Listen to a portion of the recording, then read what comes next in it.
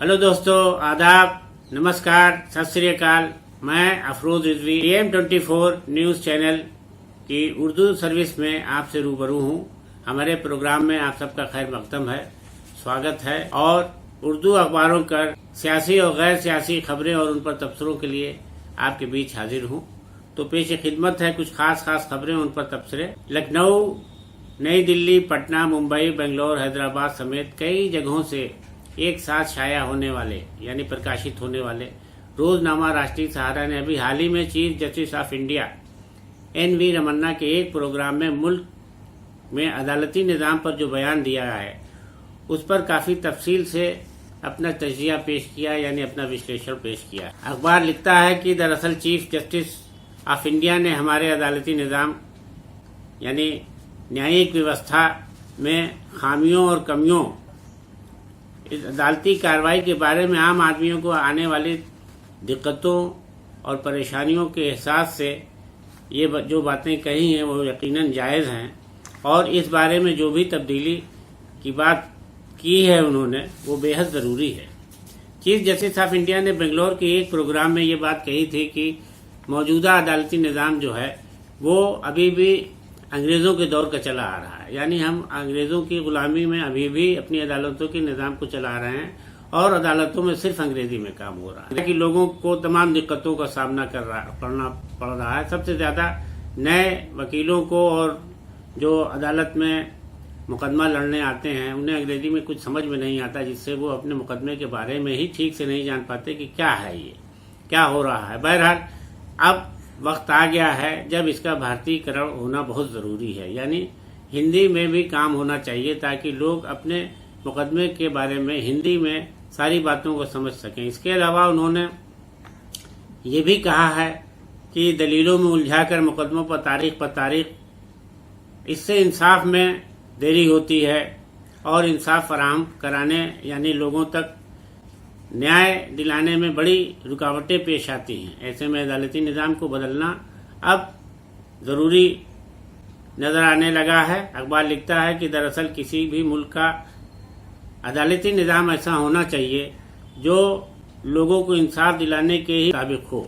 इसके अलावा यूपी की दारुल सल्तनत यानी उत्तर प्रदेश की राजधानी लखनऊ से शाया होने वाला रोजनामा आज ने वजीर आजम नरेंद्र मोदी की मकबूलियत यानी उनकी शोहरत और लोकप्रियता पर काफ़ी तफसील से चर्चा की। अखबार ने लिखा है कि इसके पीछे मीडिया का बहुत बड़ा रोल है। अखबार ने अपने इदारिये में एडिटोरियल में इस पर काफ़ी तफसील से चर्चा करते हुए लिखा है कि तमाम मुखालिफ हालात यानी तमाम विपरीत परिस्थितियों में अपनी मकबूलियत यानी अपने को बनाए रखना लोगों के बीच वजीर आजम नरेंद्र मोदी से कोई सीखे।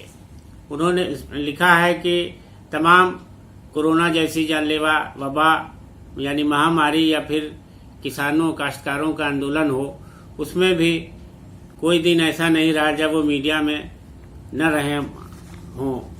मीडिया में उनका जिक्र हर हाल में होता ही रहा, चाहे वो खबर बना करके और या फिर वो खबर खुद बन गए हों, यानी किसी ने तनकीद की हो या उन्होंने कोई ऐसा बड़ा काम किया हो, दोनों ही तरह से वो मीडिया में बने रहते हैं। इसी सिलसिले में एक चैनल का हवाला देते हुए अखबार ने लिखा है कि चैनल पर आए एक ओपिनियन में बताया गया कि वजीर आजम ने एडमिनिस्ट्रेटिव मॉडल में 55% लोगों ने पसंद किया है, जबकि दुनिया में हिंदुस्तान की छवि को सियासत के तौर पर बुलंद करने वालों की तादाद 70% है।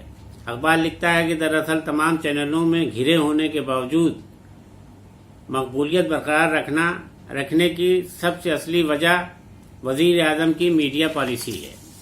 मीडिया में बेहतर छवि के साथ अच्छी छवि के साथ लंबे अरसे तक अपने को बरकरार रखना आसान काम नहीं है। ऐसा किसी दिन शायद ही होता हो जो वजीर आजम खबरों में न दिखते हों, या तो आलोचना हो या फिर अच्छी खबर हो, दोनों ही तरह से उनका टीवी पर और अखबारों में जिक्र सामने रहता है। बहरहाल अखबार ने मोदी की इस तरह से पॉलिसी की बेहद तारीफ करती हुए लिखा है कि सियासत के सफर में सब कुछ अच्छा हो ये तो मुमकिन नहीं, और सरगर्म सियासत में फतेह और शिकस्त और फतेह का ऐलान भी जंग से वाबस्ता रहता है, यानी हार जीत भी जंग से ही तय होती है। और नरेंद्र मोदी ने गुज़श्ता 20 सालों में सियासी जंग में अभी भी डटे नजर आ रहे हैं। उनके हामियों यानी भक्तों की एक बड़ी फौज उनके साथ है, जबकि उनकी मुखालफत और नुक्ताचीनी करने वालों का भी एक सैलाब उनका ताक़ुब कर रहा है, पीछा कर रहा है। फिर भी वो अपने सिमत में अभी गामजन हैं, यानी अग्रसर हैं। इस सिलसिले में एक शेर है, किसी शायर ने लिखा भी है कि गिरते हैं शह सवारी ही मैदान जंग में, वो तिफ्ल क्या गिरे जो घुटनों के बल चले। उधर यूपी की दारुल सल्तनत यानी राजधानी लखनऊ, दिल्ली, मुंबई और देहरादून से एक साथ शाया होने वाले छपने वाले रोजनामा सहाफत ने भी वजीर आजम नरेंद्र मोदी की मीडिया के जरिए सुर्खियों में बने रहने पर इस तरह के नजरियों को पेश किया है जो इसके बरक्स नजर आता है। अखबार अपने इदारे में एडिटोरियल में लिखता है कि मुल्क में कितने लोग हैं जो ऑल इंडिया रेडियो में नश्र होने वाली यानी प्रसारित होने वाली खबरों में दिलचस्पी को सुनते हैं। इस सिलसिले में एक सवाल यह पैदा होता है कि खबरों को तरतीब देने वाले क्या ये जानते हैं कि खबर न्यूज़ किसको कहते हैं। हमारे हिंदुस्तान में ज़्यादा से ज़्यादा जगह रेडियो पर वजीर आज़म हासिल करने की कोशिश में रहते हैं। इसके बाद उनके हाशिया नशीनों के नाम आते हैं, यानी उनके बाद के लोगों के। बहरहाल किसी मेयार यानी अस्तर से देखा जाए तो इन खबरों को खबर का नाम नहीं दिया जा सकता, लेकिन हाकिम हुक्काम यानी हाकिम के हुक्म के आगे सब मजबूर हैं। ऐसे में सरकारी कारिंदों को कसूरवार नहीं ठहराया जा सकता। अखबार अपने एडिटोरियल में आगे लिखता है कि एक नया सिलसिला आज़ादी के बाद से 75 साला जश्न का शुरू हुआ है और सितम यह है कि इसमें इसे खबरों के बुलेटिन में शामिल करके दिखाया जा रहा है। जाहिर है कि इसमें मुताल्लिक इस बारे में किसी को दिलचस्पी हो या न हो, लेकिन उसे ज़बरदस्ती दिखाया जाता है।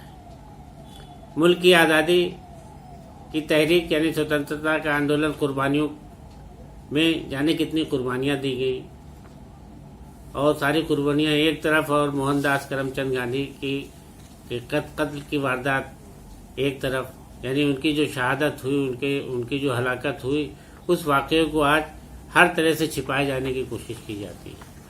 अखबार लिखता है कि ऐसी तमाम बातें हैं जो आज छिपाई जाती हैं, जो मुल्क के लोगों को खबर के सिलसिले में बताई जानी चाहिए, आवाम तक पहुंचाई जानी चाहिए। उस पर मीडिया कोई ध्यान नहीं देता। वो इस बात में लगा रहता है कि उसका मफाद किस चीज़ में है, यानी अगर वजीर आज़म के ज़्यादा से ज़्यादा दिखाई देने में, उसके प्रोग्राम को ज़्यादा से ज़्यादा दिखाने में उसका फ़ायदा है, तो अखबार ने इस पर बेइंतहा अफसोस जाहिर किया और लिखा है कि गांधी जी की हलाकत के वाक़े यानी स्वतंत्रता आंदोलन के दौरान उनके साथ जो हुआ, उसको ज़्यादा से ज़्यादा तक लोगों तक पहुंचाने की ज़रूरत है। जिन अखबारों ने आज देश दुनिया पर चर्चा की है, उनमें हमारा समाज और औरंगाबाद टाइम्स और रोज़नामा एतमाद, रोज़नामा मुंसिफ, रोज़नामा द सियासत डेली वगैरह भी शामिल हैं।